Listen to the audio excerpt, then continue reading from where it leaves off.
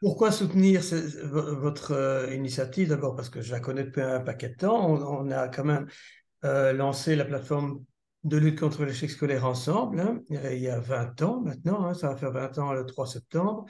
Et le combat pour une école qui accueille tous les élèves du quartier, la lutte contre, je veux dire, le marché scolaire, c'est un combat qu'on porte depuis quand même 20 ans.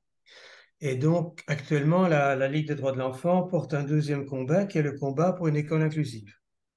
Alors, l'école inclusive, telle que le définit l'UNESCO, c'est l'école pour tous et pour chacun. Pour tous et pour chacun, ça veut dire que dans le quartier, ben, tout le monde a l'école du quartier ou euh, une école relativement proche de chez lui, de chez elle. Et une école ne peut pas être inclusive si elle n'est pas hétérogène, si elle ne vise qu'une catégorie de la population.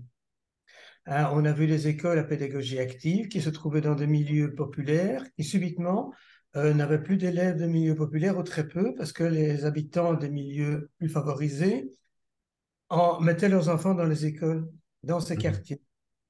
Et donc, une école inclusive, c'est une école qui vise la réussite de toutes et de tous, quelles que soient les différences. Elles peuvent être sociales, elles peuvent être intellectuelles, elles peuvent être physiques, elles peuvent être culturelles, etc.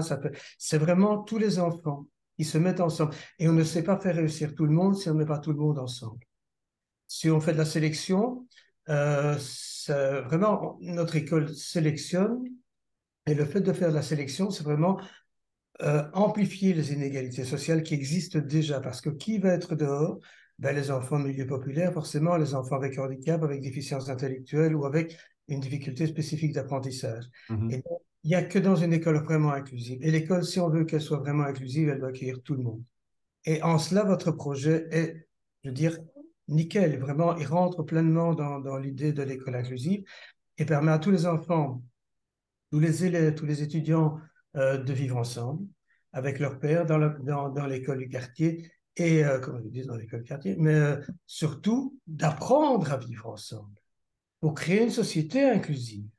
Si l'école n'est pas là pour créer la société inclusive, pour former des citoyennes et des citoyens prêts à travailler ensemble, prêts à porter des combats citoyens ensemble et de faire évoluer la société vers plus d'inclusion, la société ne sera jamais.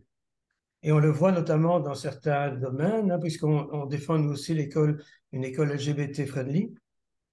Les agressions homosexuelles, je veux dire LGBT, la LGBT-phobie continue à exister. Et donc les jeunes, les couples LGBT qui se promènent main dans la main dans la rue sont souvent agressés par des jeunes qui sortent de l'école, qui n'ont pas été formés par l'école, qui n'ont pas appris à vivre avec les autres à l'école. Et donc, nous, on porte vraiment ce combat pour que l'école soit pleinement inclusive et forme chacune et chacun au vivre ensemble.